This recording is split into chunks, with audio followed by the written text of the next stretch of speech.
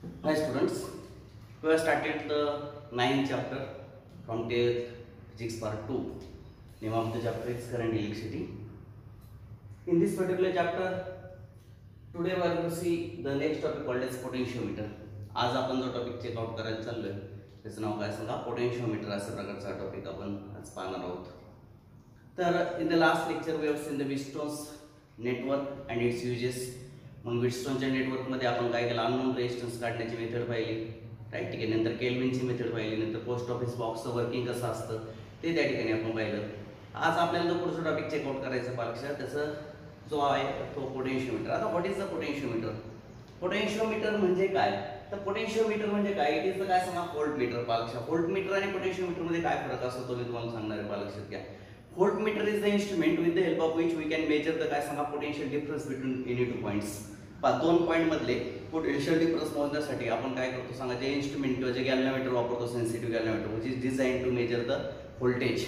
म्हणजे the galvanometer किंवा the device which is काय सांगा, डिझाइन टू मेजर द काय सांगा, potential difference between two points.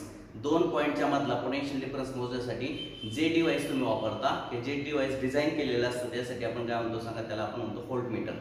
आलं लक्षात? परत एकदा लक्षात घ्या. व्होल्टमीटर इज द काय सांगा, डिव्हाइस विच इज काय सांगा, डिझाइन टू मेजर द काय सांगा, potential difference between two points. Right. ठीक आहे. मग दोन पॉइंट मधला पोटेन्शियल डिफरन्स मोजण्यासाठी जे डिव्हाइस डिझाइन केलेले त्याला आपण व्होल्टमीटर म्हणतो. तर व्होल्टमीटर हे जे काय असतं, voltmeter is one of the type of काय सांगा, गॅल्व्हनोमीटर.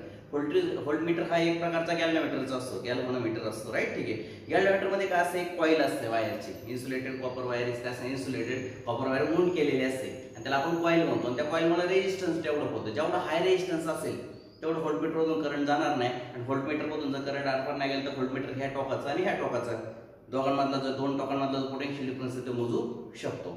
मग हा जो व्होल्टमीटर आहे पालक्षात घ्या, त्याला काही मर्यादा आहेत. पालक्षात घ्या. व्होल्टमीटरचं काय सांगा, सम लिमिटेशन्स, की हा रेजिस्टन्स आपण किती वाढवू शकतो. तसं पोटेन्शियोमीटरची सेन्सिटिव्हिटी, व्होल्टमीटरची सेन्सिटिव्हिटी एका विशिष्ट लिमिट पर्यंत आपण लिहू शकतो. तसं पोटेन्शियोमीटर हे सुद्धा आपल्याला दोन टोकांमधलं पोटेन्शियल डिफरन्स मोजण्यासाठीच वापरलं जाणारं इन्स्ट्रुमेंट आहे किंवा वापरलं जाणारं डिव्हाइस आहे, वापरलं जाणारे अरेंजमेंट आहे. मग what is the potentiometer? Potentiometer is also use to measure the काय सांगा, potential difference between two points. कुठलेही दोन पॉइंट, सर्किट मधले कुठले दोन पॉइंट जे असतील ते तर दोन पॉइंट्स मधल्या पोटेन्शियल डिफरन्स किती आहे ते मोजण्यासाठी जे डिव्हाइस वापरतो किंवा जे आपण अरेंजमेंट करतो त्याला आपण पोटेन्शियोमीटर म्हणणार आहे. पोटेन्शियोमीटरची सेन्सिटिव्हिटी आपल्याला किती वाढवता येते लक्षात घ्या. वायरची लेंथ आपण जर वाढवली तर त्याची सेन्सिटिव्हिटी, त्याचा लिस्ट काउंट आपण किती मोठ्या प्रमाणात वाढवू शकतो. तर चला आपण डायरेक्टली जाऊयात का, पोटेन्शियोमीटर कशा प्रकारचं त्याचं डिझायनिंग केलेलं असतं, कशा प्रकारचे कन्स्ट्रक्शन केलेलं असतं ते आपण चेक आउट करूयात. पालक्षा पोटेन्शियोमीटर इनिशियली कन्सिस्ट ऑफ, पालक्षा काय त्यात नेमकं, तर त्याच्यामध्ये सुरुवातीला initially it consist of the wire, long wire. तर नियर अबाउट ती 4 to 5 मीटर्स अशा प्रकारचे एक लॉंग वायर त्या ठिकाणी घेतात. A and B, here it is काय सांगा, AB is the wire having uniform cross sectional area. ह्या संपूर्ण वायरचा क्रॉस सेक्शन एरिया कसा आहे, सगळ्या ठिकाणी सेम आहे. त्या वायरची लांबी जी आहे तिला आपण L म्हणूयात. पालक्षात capital L is equal to काय सांगा, length of wire, length of wire AB. Wire AB जी आहे तिचा लांबी जी आहे ती किती घेतली मी, AB घेतली. कळलं सर्वांना? ठीक आहे. Capital L. त्यानंतर काय, R इज काय सांगा, resistance. R is the resistance of wire AB. Wire AB चा रेजिस्टन्स किती आहे सांगा, AB एवढा रेजिस्टन्स. बरोबर. ठीक आहे. त्या ठिकाणी मी एक सी पॉइंट घेणार आहे नंतर जरा वेळाने, त्याचं काय काम आहे ते नंतर मी सांगेन. राईट. ठीक आहे. आता पालक्षा L is the length of wire AB, then काय सांगा, R is the resistance of wire AB. त्यानंतर मी काय करतो पालक्षा, इन बिटवीन द काय सांगा, points A and B, A आणि B नावाचे जे पॉइंट्स आहे त्याच्यामध्ये मी काय करणार आहे पालक्षात घ्या, बॅटरी किंवा सेल जोडणार आहे, having the EMF epsilon. Epsilon EMF चा मी त्या ठिकाणी सेल जोडतोय आणि त्याचा इंटरनल रेजिस्टन्स होतो इथे दाखवायला पाहिजे, पण मी या ठिकाणी दाखवतो. आता पालक्षात इंटरनल रेजिस्टन्स ऑफ दॅट काय सांगा, battery, it is like this one, here it is काय सांगा, स्मॉल r. आणि या ठिकाणी एखादी आपण की ठेवूयात पालक्षात. राईट. ठीक आहे. त्या ठिकाणी तुमचं कन्फ्युजन नको, मी या ठिकाणी कुठेतरी काढून देतो पालक्षात. हा नीट लक्षात घ्या सर्वांनी काय करतोय मी.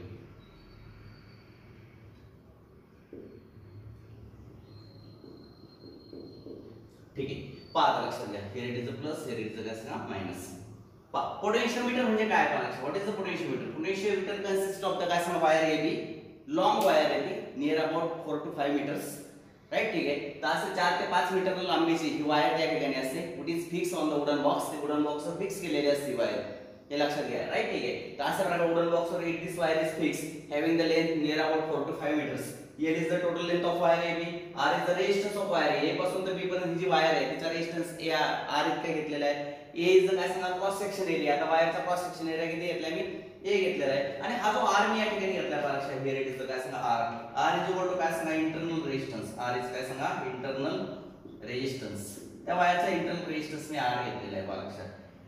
Internal resistance of battery or you can say that source. पहा ही जी बॅटरी मी घेतली तिचा इंटरनल रेजिस्टन्स घेतलाय मी काय सांगा R आणि एप्सिलॉन इज इक्वल टू काय सांगा EMF of battery or we can say that काय सांगा सोर्स. पहा लक्षात घ्या. लक्षात आलं सर्वांच्या? ठीक आहे. आता मला काय करायचंय? What we are to see. Let's see. आता आपल्या सर्वांना असं माहिती आहे पहा we use the काय सांगा Ohm's law for the whole circuit. पूर्ण सर्किट साठी मी ओहम्स लॉ वापरणार आहे. पूर्ण सर्किट साठी नीट लक्षात ठेवा. राईट ठीक आहे. तर पहा by Ohm's law. By Ohm's law नीट लक्षात एकदम सिंपल अशा प्रकारचा प्रिन्सिपल मी तुम्हाला प्रिन्सिपल सांगतोय. व्होल्टमीटरचा काय सॉरी पोटेन्शियोमीटरचा काय सांगा प्रिन्सिपल. पोटेन्शियोमीटर वर्क्स ॲज काय सांगा voltmeter. It measures the difference between the potentials of the any two points. Right ठीक आहे. वायर मधल्या कुठल्या दोन पॉइंट मधला पोटेन्शियल समजा आपल्याला विचारलं की A आणि C मध्ये पोटेन्शियल डिफरन्स किती. समजा इथे एखादा पॉइंट घेतला तर या आणि ह्या पॉइंट मधला पोटेन्शियल डिफरन्स किती. तर ते मोजण्यासाठी आपल्याला काय करतो हा पोटेन्शियोमीटर वापरावा लागतो किंवा हे प्रिन्सिपल आहे. पहा लक्षात घ्या कसं बाय ओहम्स लॉ. नीट लक्षात घ्या. काय ओहम्स लॉ सगळ्यांना माहिती आहे. V इज इक्वल टू काय सांगा IR. बरोबर ठीक. V इक्वल टू IR हे अशा प्रकारचं V is equal to IR अशा प्रकारचं रिलेशन असतं. बट फॉर कंप्लीट सर्किट पूर्ण सर्किट साठी राईट ठीक आहे. आता V ज्या वेळेला घेतो त्यावेळेला आपण काय करतो हे टोक आणि ह्या दोन टोकांमधला पोटेन्शियल डिफरन्सला V मानतात. परंतु जर हे टोक ते हे टोक असं जर ह्याचा जर इंटरनल रेजिस्टन्सचा विचार केला तर त्याला आपण V ची ऐवजी काय घेतो सांगा एप्सिलॉन घेतो. राईट ठीक आहे. मग EMF is equal to I is the current flowing through circuit आणि R ची किंमत मी घेणार आहे R प्लस काय सांगा R. कारण मी कंप्लीट सर्किट साठी जर ओहम्स लॉ वापरत असेल तर मला I हॅव टू काय सांगा consider the external resistance as well as internal resistance. कारण जेव्हा तुम्ही फक्त एक्सटर्नल रेजिस्टन्स कन्सिडर करता तेव्हा तुम्ही V कन्सिडर करत असता. येते लक्षात potential difference between two terminals कळते सर्वांना. त्यावेळेला तुम्ही रेजिस्टन्स सुद्धा त्या दोन बॅटरीच्या दोन टर्मिनल मधला घेता. पण जेव्हा तुम्ही V च्या ऐवजी एप्सिलॉन म्हणजे थोडक्यात काय करता EMF घेता तुम्हाला रेजिस्टन्स सुद्धा पूर्ण सर्किटचा म्हणजे एक्सटर्नल रेजिस्टन्स वायरचा किती आहे कॅपिटल R आणि त्या थोडक्यात बॅटरीचा स्वतःचा सुद्धा किती आहे सांगा R plus R total resistance पूर्ण सर्किट साठी वापरतोय. नीट लक्षात घ्या. पूर्ण सर्किट साठी ओहम्स लॉ वापरताना R च्या ऐवजी काय येणार R प्लस R बॅटरीचा रेजिस्टन्स त्यात ऍड होणार आणि V ची किंमत किती आहे एप्सिलॉन. हे लक्षात घ्या. बरोबर ठीक आहे. ते हे EMF आलं लक्षात potential difference EMF of battery येणार. चला मग आता लक्षात घ्या हे शिकलेलं आहे तुम्ही 11th स्टँडर्ड मध्ये. चला पुढे जाऊयात. आता लक्षात द्या देअरफॉर पहा लक्षात I इज इक्वल टू पहा epsilon upon R plus R. ठीक आहे. I इज इक्वल टू किती आलं सांगा एप्सिलॉन अपॉन काय सांगा R प्लस R. नाव आता लक्षात द्या. नाव आपल्याला माहिती आहे काय V इज इक्वल टू किती असतं सांगा IR.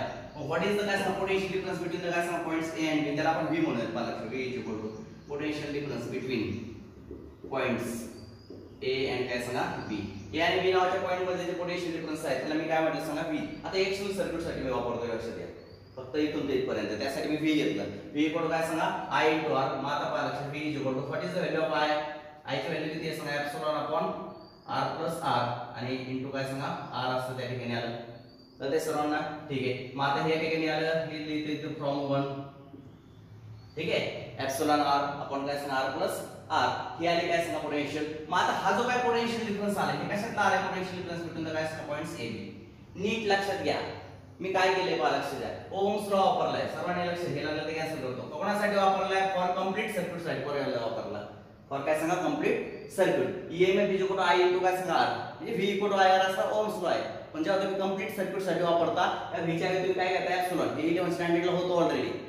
आलं लक्षात आहे का एप्सिलॉन इक्वल टू किती आलं सांगा EMF घ्यायचा आहे V च्या ऐवजी. EMF is equal to I into काय सांगा R. R घेताना तुम्ही एक्सटर्नल रेजिस्टन्स वायरचा किती आहे सांगा कॅपिटल R. हे पहा रेजिस्टन्स ऑफ वायर म्हणजे एक्सटर्नल रेजिस्टन्स किती आहे कॅपिटल R आणि प्लस R या बॅटरीचा R म्हणजे स्मॉल इंटरनल रेजिस्टन्स सुद्धा तुम्हाला त्या ठिकाणी घ्यायचा असतो. राईट ठीक आहे. तर त्या ठिकाणी मी I काढून घेतला. मग I इज द काय सांगा current flowing through the wire. किती करंट चाललाय त्याची व्हॅल्यू मी त्या ठिकाणी काढली. तर ते सर्वांना एवढं करंट चाललेलं आहे. आता for external circuit for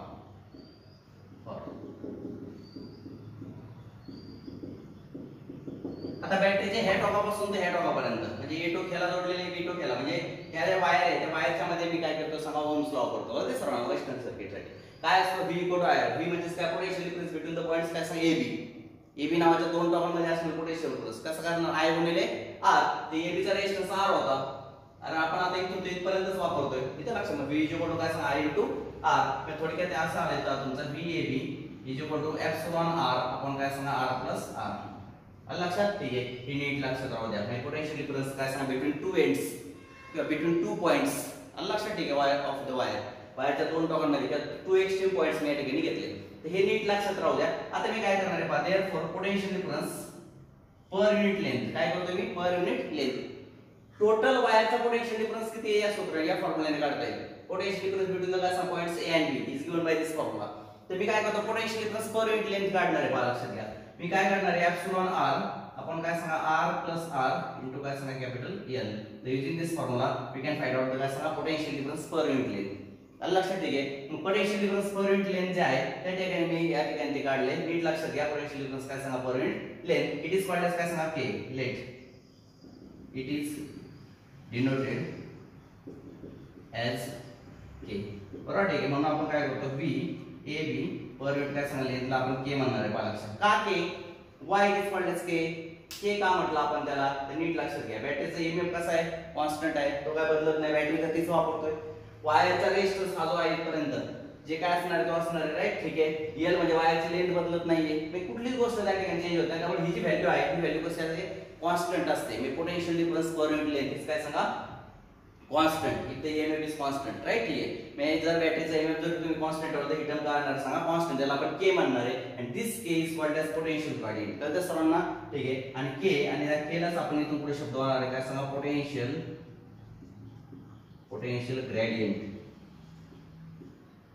gradient it is called as potential gradient what is mean by potential gradient what is mean by potential gradient potential gradient is defined as the potential difference per unit length of the wire the potential difference per unit length of the wire is called as potential gradient along that wire त्या वायरच्या नावासना potential gradient कसा define करायचं कळेल सर्वांना potential difference per unit length is called as काय सांगा potential gradient असं आपण त्याला म्हणतो नीट लक्षात घ्या what is mean by potential gradient लक्षात आलं ठीक आहे आता मी पुढच्या टॉपिककडे चाललोय नीट लक्ष द्या आता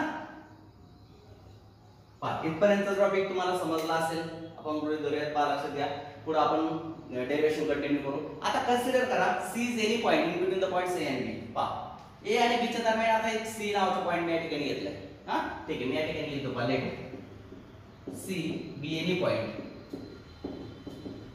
बिटवीन पॉइंट्स काय सांगा A and काय सांगा B A आणि B च्या मध्ये कुठलाही पॉइंट घेतलाय and we are interested to find out the potential difference between the point A and C A आणि C च्या दरम्यानचा पोटेन्शियल डिफरन्स मला काढायचा A आणि B च्या दरम्यानचे किती आहे ते आपण या ठिकाणी काढले पहा लक्षात A आणि B च्या दरम्यान किती पोटेन्शियल डिफरन्स आहे म्हणजे A चा आणि B च्या मध्ये पोटेन्शियल डिफरन्स किती फरक आहे ते आपण त्या ठिकाणी या फॉर्म्युलाने काढले पहा लक्षात but C is any point anywhere in between A and B A आणि B च्या दरम्यान कुठे एक C नावाचा पॉइंट आपण त्या ठिकाणी घेतलाय तर we are interested to find out the potential difference between the points काय सांगा A and काय सांगा C तर A आणि B च्या दरम्यान हा C पॉइंट घेतला तर मी हे इथला पोटेन्शियल डिफरन्स काढला मी तुम्हाला सांगितलं what is the potentiometer is a device with the help of which we can measure the potential difference between any two points कुठल्याही दोन पॉइंट मधला वायरच्या आपण पोटेन्शियल डिफरन्स काय करू शकतो काढू शकतो मी एक C नावाचा कुठलाही पॉइंट घेतलाय आणि B च्या दरम्यान मग आता पहा लक्षात घ्या नाव घेतलं लक्षात आलं का ते सर्वांच्या मग आता पहा लक्षात घ्या VAC याची कोड काय आलं सांगा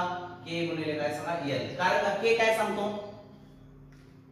K काय सांगतो पोटेन्शियल ग्रेडियंट पोटेन्शियल ग्रेडियंट म्हणजे काय potential difference per unit length एक युनिट लेंथचा पोटेन्शियल डिफरन्स 1 युनिट लेंथचा पोटेन्शियल डिफरन्स किती असतो K इतका तर A आणि C पासूनचं हे जे अंतर आहे त्याला मी स्मॉल n म्हटलं किती म्हटलं सांगा स्मॉल n तर 1 युनिट लांबीचा जो पोटेन्शियल डिफरन्स आहे परत एक युनिट लक्षात potential difference per unit length potential difference per unit length आलं लक्षात संपूर्ण वायरची लांबी किती आहे L आणि संपूर्ण वायरचा पोटेन्शियल डिफरन्स किती आहे AB VAB आहे का संपूर्ण वायरचा पोटेन्शियल डिफरन्स किती आहे VAB आणि संपूर्ण वायरची लेंथ किती आहे L मग संपूर्ण वायरच्या पोटेन्शियल डिफरन्सला जर मी काय केलं संपूर्ण वायरच्या लेंथने डिवाइड केलं तर काय मिळणार potential difference per unit length म्हणजे एका युनिट लेंथचा पोटेन्शियल डिफरन्स किती असतो K पोटेन्शियल ग्रेडियंट एवढा येते लक्षात ठेवा एक युनिट लेंथचा पोटेन्शियल डिफरन्स जर K असेल तर L A आणि C मधलं अंतर मी L घेतलं तर L एवढ्या लेंथचा किती असणार आहे K L लक्षात आलं का सर्वांच्या आता ठीक आहे परत लक्षात घ्या what is this quantity indicates the potential difference per unit length एक युनिट लेंथ मध्ये किती पोटेन्शियल डिफरन्स आहे ह्या टोकात आणि ह्या टोकात किती डिफरन्स आहे ते सांगणारी क्वांटिटी इथे आहे तुमच्या समोर त्याला आपण पोटेन्शियल ग्रेडियंट म्हणतोय.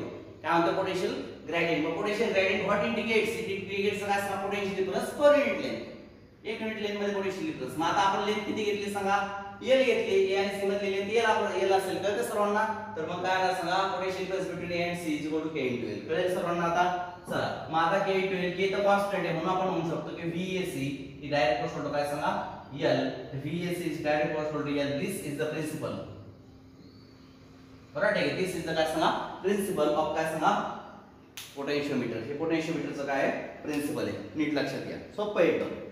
Very easy. तर ते सर्वांना तर अशा पद्धतीने व्यवस्थित काय सांगा प्रिन्सिपल ऑफ पोटेन्शियोमीटर. हा ठीक आहे. मग काय सांगतो ते प्रिन्सिपल पहा लक्षात द्या. The potential difference between any two points of the conducting wire. पहा कंडक्टिंग वायरच्या कुठल्या दोन पॉइंट्स मध्ये असणार ते पोटेन्शियोमीटर पोटेन्शियल डिफरन्स आहे तो. तर ते सर्वांना ठीक आहे. Is directly proportional to the length of the काय सांगा wire between those two ends. कळतं सर्वांना ठीक आहे. त्या दोन टोकांमध्ये वायरची किती लेंथ आहे त्याच्याशी डायरेक्ट प्रोपोर्शन मध्ये असते. नीट लक्षात आलं सर्वांच्या. परत एकदा लक्षात घ्या. The potential difference between two points between काय सांगा two points of the wire is direct proportional to the length of the wire between those two points is direct proportional to the length of the wire between those two points provided that. फक्त एक अटी महत्वाच्या त्या ठिकाणी दोन तीन. Provided that the wire the same current is passing through the wire. त्या संपूर्ण वायर मधून सेम करंट गेला पाहिजे. द टेम्परेचर ऑफ द काय सांगा होल वायर इज कॉन्स्टंट. त्या संपूर्ण वायरचे टेम्परेचर कॉन्स्टंट पाहिजे. या दोन गोष्टी आणि संपूर्ण वायरचा क्रॉस सेक्शन एरिया कसा पाहिजे सांगा सेम पाहिजे कॉन्स्टंट पाहिजे. या तीन अटी जर सॅटिस्फाय झाल्या तर पोटेन्शियोमीटरचं प्रिन्सिपल आपल्याला सॅटिस्फाय होताना दिसतं. परत एकदा लक्षात घ्या. The potential difference between any two points of the wire. आता मी सी कुठलाही पॉइंट घेतला होता त्यामुळे ए आणि सी मध्ये मी पोटेन्शियल डिफरन्स काढला. द पोटेन्शियल डिफरन्स बिटवीन काय सांगा any two points of the काय सांगा wire is directly proportional to the length of wire between those two points. त्या दोन पॉइंट मध्ये वायरची लेंथ किती आहे त्याच्याशी प्रोपोर्शन मध्ये असतं. लक्षात येतं सर्वांच्या. परत लक्षात घ्या. The potential difference between any two points of the wire आलं लक्षात in the potentiometer is direct proportional to the length of wire between those two points provided that cross section area of the wire is uniform. Second one temperature of the wire is same everywhere. आणि third one the same current is passing through the काय सांगा every part of wire. वायरच्या प्रत्येक part मधून same current चाललेला असला पाहिजे. या अटी जर सॅटिस्फाय होत असेल तर दिस इज द काय सांगा principle of potentiometer on which the potentiometer works. तर हे प्रिन्सिपल आहे पोटेन्शियोमीटरचं. त्याच्यावर पोटेन्शियोमीटर काम करतो. या प्रिन्सिपलचं नीट लक्षात घ्या. चला मी परत एकदा तुम्हाला एक्सप्लेन करतो का सोपं आहे. पोटेन्शियोमीटर म्हणजे काय. पोटेन्शियोमीटर कन्सिस्ट ऑफ द काय सांगा long wire near about 4 to 5 meters which is stretched on the काय सांगा वुडन बॉक्स. हे सगळं वुडन बॉक्सवर काय केलेलं असतं सांगा फिक्स केलेलं असतं. लक्षात ठेवा. Two ends of the wire is said to be काय सांगा A and B. Between these two ends A and B, the battery having the EMF epsilon, having internal resistance small r and the key are attached. तर ते सर्वांना पहा. epsilon EMF असणारी battery, small r resistance असणार, internal resistance असणार आहे आणि काय सांगा की अटॅच केलेली आहे. The resistance of wire AB वायरचा जो रेजिस्टन्स आहे त्याला मी किती म्हटलेले आहे सांगा capital R. L is the length of wire AB. V is the potential difference between two points. A and B मधला potential difference किती आहे V मानलेले आहे. लक्षात घ्या. A पॉइंट आणि B point. A point is at higher potential. B point is काय सांगा लोअर पोटेन्शियल. A पॉइंट पॉझिटिव्हला जोडलाय म्हणजे तो हायर पोटेन्शियलला आहे. B पॉइंट निगेटिव्हला जोडलाय म्हणून तो लोअर पोटेन्शियलला आहे. मग A आणि B नावाचे जे पॉइंट्स आहेत त्यांच्यामध्ये पोटेन्शियल डिफरन्स किती आहे सांगा V मानलेला आहे. का ते सर्वांच्या लक्षात आलं. आणि बॅटरीचा EMF किती आहे एप्सिलॉन. आता मी ओम्स ला दोन वेळा वापरलाय. पहिला मी काय केलं कंप्लीट सर्किट साठी वापरला. कंप्लीट सर्किट साठी काय असतं epsilon equal to I into R असतो. बरोबर करंट इनटू रेजिस्टन्स. म्हणजे ज्यावेळेला मी कंप्लीट सर्किट साठी वापरतो तेव्हा कंप्लीट सर्किटचा पोटेन्शियल डिफरन्स किती घेतो आपण एप्सिलॉन म्हणजे EMF I into रेजिस्टन्स घेताना काय करतो कंप्लीट सर्किट म्हणजे काय एक्सटर्नल रेजिस्टन्स येतो एवढ्या पार्टचा कॅपिटल R आणि हा किती आहे सांगा या बॅटरीचा किती रेजिस्टन्स स्मॉल r. आलं लक्षात. त्या सांगून I ची व्हॅल्यू करून घेतली. कळलं. आता मला रेजिस्टन्स कोणाचा काढायचा आहे सॉरी पोटेन्शियल डिफरन्स कुठला काढायचा आहे पॉइंट A आणि काय सांगा पॉइंट B मधला काढायचा आहे एवढ्या पार्टचा. मी काय केलं एक्सटर्नल सर्किट साठी वापरलं. बॅटरी सोडून दिली इथून एवढ्या पार्ट साठी मी ओम्स लॉ वापरतोय. पण त्या A पासून तर B साठी काय V इक्वल टू IR कारण AB चा रेजिस्टन्स R होता त्यामुळे इथं R प्लस R घ्यायची गरज नाही. एक्सटर्नल सर्किट साठी चालते. V इक्वल I ची किंमत पाय एप्सिलॉन आपण R प्लस R तिथे टाकली तर सर मग VAB एवढा आलं. यात काय अडचण नसावी. तर using this formula we can find out काय सांगा काय काढू शकतो आपण potential difference between the two ends of the wire. वायरच्या दोन टोकांमधला पोटेन्शियल डिफरन्स काढू शकतो. लक्षात आलं सर्वांच्या. मग this is the potential difference between two ends two extreme ends of the wire. मग मी काय करतो एका युनिट लेंथला मी इथून तर इथपर्यंत पोटेन्शियल डिफरन्स केली. या टोकात किती पोटेन्शियल डिफरन्स आहे एवढा. मग 1 युनिट लांबी जर आपण घेतली वायरची तर त्यात किती असणार मग पहा potential difference per unit length काढला potential difference per unit length किती आलं एप्सिलॉन r आपण r + r * l कारण l ने डिवाइड केलं कळते सर्वांना मग यालाच आपण काय म्हणतो पोटेन्शियल ग्रेडियंट कळते सर्वांना what is mean by potential gradient the potential difference between two ends of the काय सांगा wire in the potentiometer is called काय सांगा पोटेन्शियल ग्रेडियंट काय सांगते कळालं का पोटेन्शियल डिफरन्स की काय आहे potential difference per unit length म्हणजे समजा a पासून ते इथपर्यंत 1 युनिट लेंथ आहे ते 1 युनिट लेंथचा पोटेन्शियल डिफरन्स किती असतो या दोन टोकांमधला पोटेन्शियल डिफरन्स असणार आहे k कारण k means what potential difference per unit length 1 unit लांबी मग आता let C B any point C आहे कुठलाही पॉइंट आपण त्या ठिकाणी घेतला at the distance l from point a point पासून काय केलं गेलं एवढा अंतरावर c नावाचा मी पॉइंट घेतला तर ते सर्वांना ठीक आहे किती अंतरावर l मग पर unit length potential difference per unit length किती आहे k मग a पासून c पर्यंतचा पोटेन्शियल डिफरन्स किती असणार k * l तर 1 युनिट लेंथचा k पोटेन्शियल डिफरन्स तर l एवढ्या लेंथला किती येणार k येणार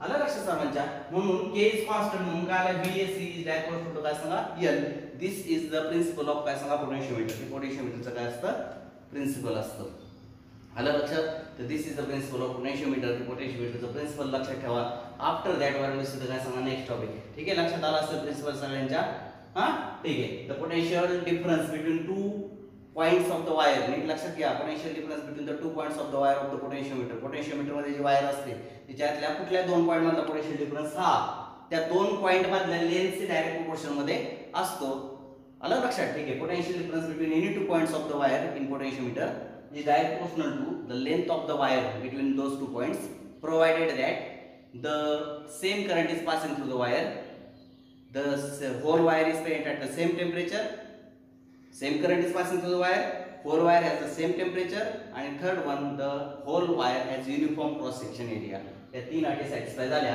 तर हे प्रिन्सिपल अगदी तंतोतंत सॅटिस्फाय केलं जातं तर this is all about the principle of potentiometer हे पोटेन्शियोमीटरचं प्रिन्सिपल झालं आता प्रिन्सिपलच्या नंतर पहा लक्षात प्रिन्सिपल तुमच्या लक्षात आलेले आता पोटेन्शियोमीटरचे युजेस मी तुम्हाला शिकवायला चाललोय काय चाललंय शिकवायला युजेस ऑफ पोटेन्शियोमीटर हे नीट लक्षात घ्या स्क्रीनशॉट काढायला लागलं तर त्याचा नंतर तुम्ही पाहू शकाल राईट ठीक आहे वर तिथे काय सांग युजेस नाव आता आपल्याला युजेस पाहिजे पोटेन्शियोमीटरचे राईट ठीक आहे चला पहा आता लक्षात घ्या मी तुम्हाला युजेस सांगणार फर्स्ट यूज मी तुम्हाला सांगतोय to compare the EMF of two cells पहा लक्षात दोन सेलचा ईएमएफ आपल्याला कंपेअर करायचा आहे लक्षात घ्या to compare the EMF of काय सांगा टू सेल्स लक्षात घ्या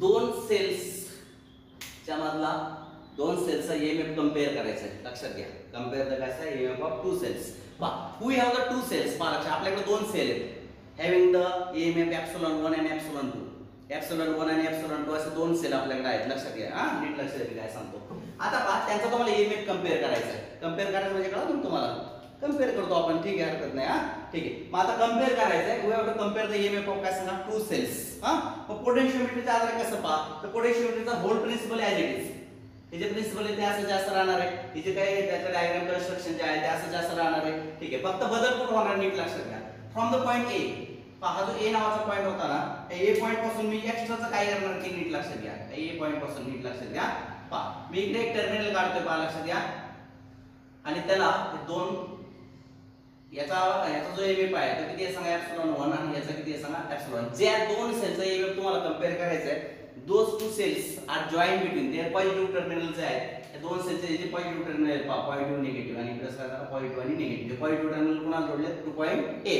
and the negative terminals आहेत ना they are attached to the काय सांगा extremes of the काय सांगा key k1 and k2 पहा इथं की आहे ही k1 नावाची की आहे ही k2 नावाची की आहे त्याच्या एक्स्ट्रीम टर्मिनलला हे जोडलेले आहेत पहा लक्षात परत नीट लक्षात घ्या two cells whose EMFs are to be compared ज्या दोन सेलचा ईएमएफ तो मला कंपेअर करायचा आहे. तर ते सर्वांना ते दोन सेल जे आहेत ना they are attach, their positive terminals are attach to the काय सांगा टर्मिनल ए. लक्षात ठेवा ही ए टोकाला जोडायचे. कोणाच्या पोटॅशियोमीटरची जी वायर असते ना त्या वायरच्या ए टोकाला काय करायचे ते दोन्ही सेलचे पॉझिटिव्ह टोक जोडायचे. त्या निगेटिव्ह टर्मिनल जे आहेत सेलचे कोणाचे सेलचे ते आर अटॅच टू द काय सांगा की K1 and K2. Two way की म्हणतात त्याला. काय म्हणतात टू वे की. तर ते सर्वांना ठीक आहे. तर टू वे की जे आहे K1 आणि काय सांगा K2 त्याच्या टर्मिनल्सला ते जोडले. द जॉइंट कनेक्शन बरोबर ठीक आहे. ह्या दोन की जिथे एकमेकांना जॉइंट झाल्या जॉइंट कनेक्शन ऑफ काय सांगा K1 जॉइंट की जी आहे त्याच्यामध्ये जे जॉइंट कनेक्शन आलेले आहे त्याला काय करायचं पुढे जाऊन गॅलव्हॅनोमीटर जोडायचं. मला लक्षात काय जोडायचं सांगा गॅलव्हॅनोमीटर. आणि then the final end that is other end of galvanometer joint to the काय सांगा जॉकी. हे जे आहे ना हे जॉकीला जोडायचं. मला लक्षात घ्या jockey can slide over the wire. जॉकीच्या वायरवर काय होईल सांगा स्लाइड होईल. नीट लक्षात घ्या. एकदम साधं प्रिन्सिपल आहे. नीट लक्षात घ्या. काय एक्स्ट्रा केले मी सांगतो.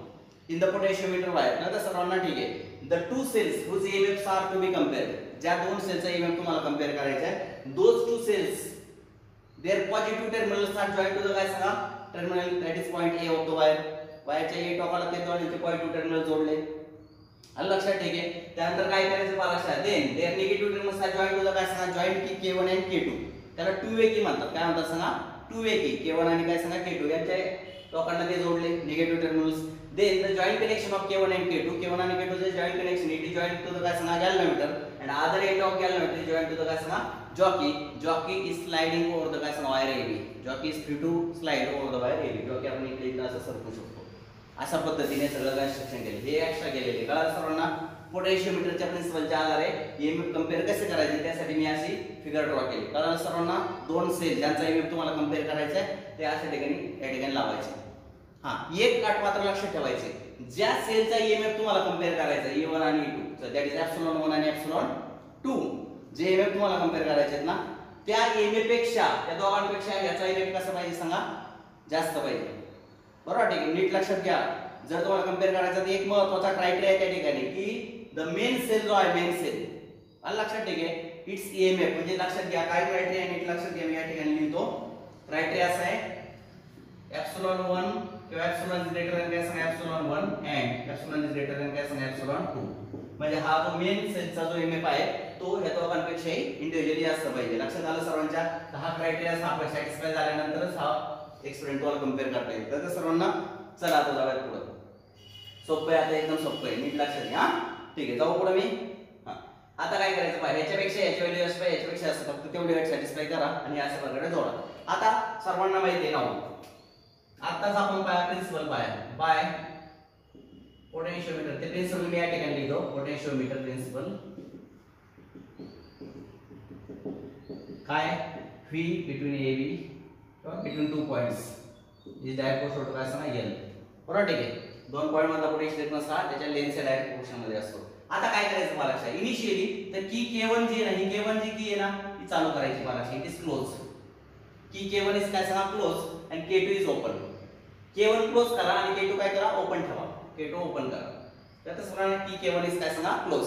की K1 क्लोज केली की the EMF that is the cell having the EMF ε1 comes in circuit. हा सर्किट मध्ये येईल. पहा त्याचा सर्किट ब्रेक झाला.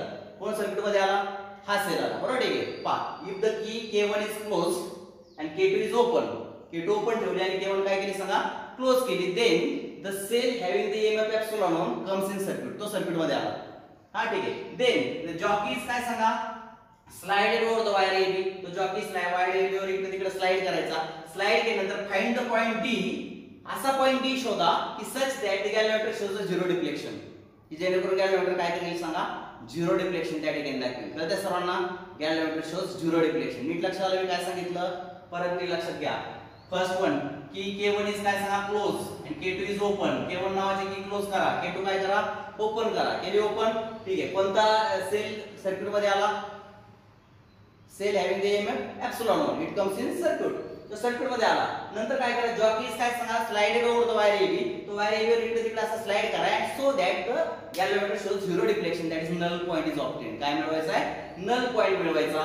Late the null point is obtain point काय सांगा D. नल पॉइंट कुठे मिळाला D मध्ये मिळाला. आणि ही जी लेंथ आहे पालाशा इथून तिथपर्यंत या लेंथला आपण जरा वेळ करता L1 असं म्हणूया. काय म्हणूया सांगा L1. कोणत्या लेंथला L1 म्हटलं कळालं सर्वांना. The length between the point काय सांगा A अँड D हे पाहिजे पर्यंत ही जी लेंथ आहे ना मी काय म्हटलं सांगा L1 म्हटले कळते सर्वांना. मग ह्या प्रिन्सिपल नुसार पोटेन्शियोमीटरच्या प्रिन्सिपल नुसार एप्सिलॉन 1 इज इक्वल टू काय आला सांगा K इनटू L1. त्याचा जो काही ईएमएफ असणार आहे तो ईएमएफ किती वायरच्या पोटेन्शियल डिफरन्सच्या करस्पॉन्ड आहे. तर L1 एवढी वायर जी आहे तिचा जो पोटेन्शियल डिफरन्स आहे त्याच्या करस्पॉन्ड येतो की नाही.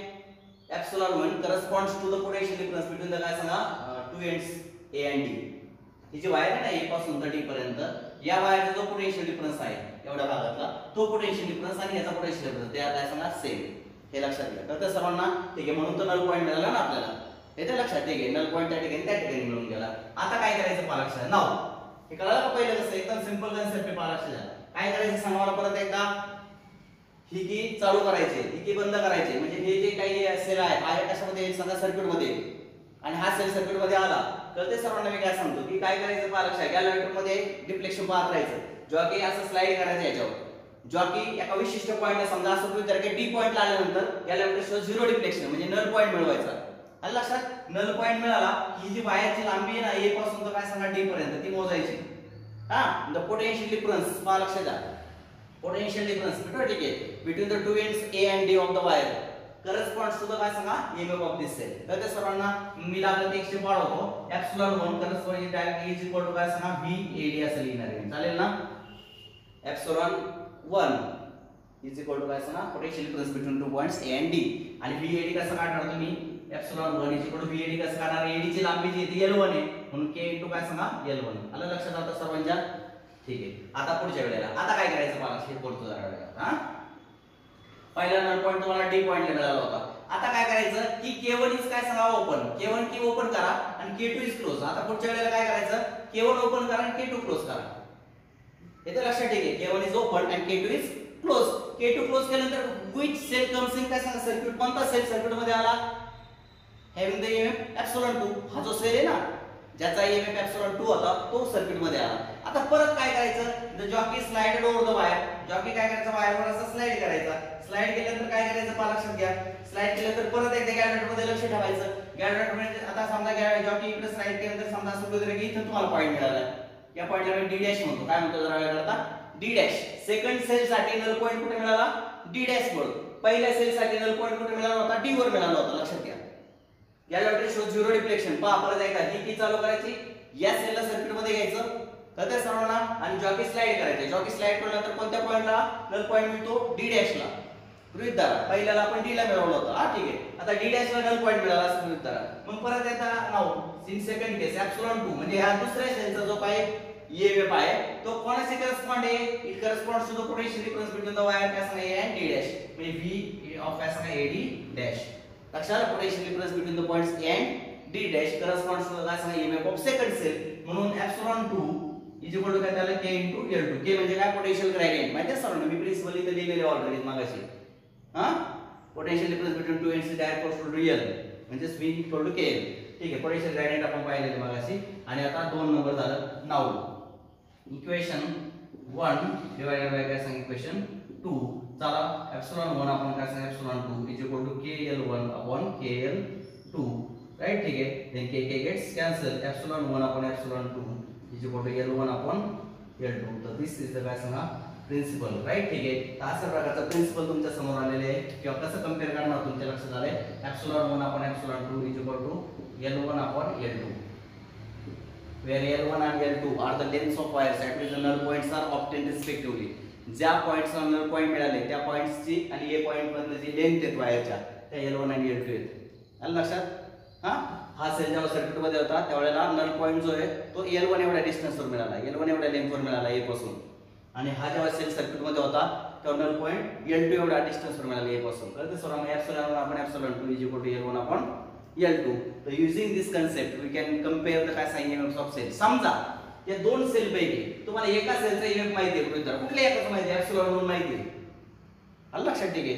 आणि एप्सिलॉन 1 माहिती आहे तुम्ही एक्सपेरिमेंट केला L1 L2 काढून घेतला. हा माहिती आहे हे दोन माहिती आहे तर तुम्ही अननोन EMF काढू शकता. एखादा सेल तुमच्याकडे आहे आणि त्याचा EMF तुम्हाला माहित नाहीये गृहीत धरा.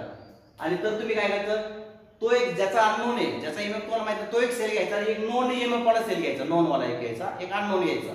मग हा माहिती आहे हे दोन तुम्ही प्रॅक्टिकली काढणार आहे. मी तुम्हाला एप्सिलॉन 2 काढता येईल.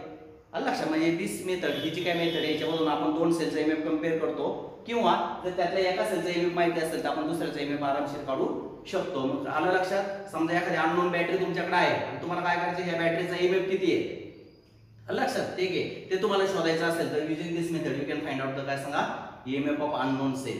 फक्त त्याच्याबरोबर जो कम्पेअर करायचा त्या दुसऱ्याचा तुम्हाला माहिती पाहिजे. तर अशा प्रकारे तुम्ही दोन सेलचा ईएमएफ या ठिकाणी अशा पद्धतीने कम्पेअर करू शकता. तर this is all about the काय सांगा फर्स्ट यूज ऑफ पोटेन्शियोमीटर. आता आपण ही जी आली ही मेथड 1 झाली. आता उद्या मी मेथड 2 शिकवणार आहे. मेथड 1 सांगितली मी आता इंडिव्हिज्युअल, हा सेल वेगळा वापरला असेल. उद्या मी सम अँड डिफरन्स मेथड म्हणजे दोन्ही सेल सायमल्टेनियस वापरून सुद्धा आपण कंपॅरिझन करू शकतो. राईट, ठीक आहे. तर उद्या मी सम अँड डिफरन्स मेथड शिकवणार आहे. कशाची, to compare the EMF of काय सांगा टू सेल्स. तर आजला हे लक्षात आलं असेल. आलं लक्षात, ठीक आहे. तर दिस ऑल अबाउट द काय सांगा comparison of the EMF of two cells. बाकीचं आपण उद्या बघू. थँक्यू.